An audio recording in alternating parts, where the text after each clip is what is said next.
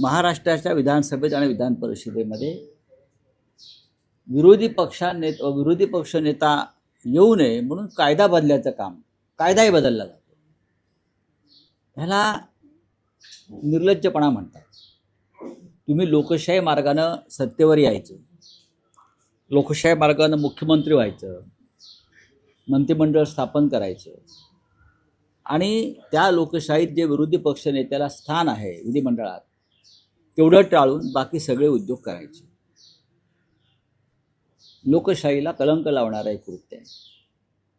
विधान परिषदेत आणि विधानसभेत विरोधी पक्ष नेता दिला तर तो अनेक विषय घणाघातीपणे मांडेल, अनेक विषयांवरती चर्चा घडवून आणेल आणि सरकारची कोंडी करेल.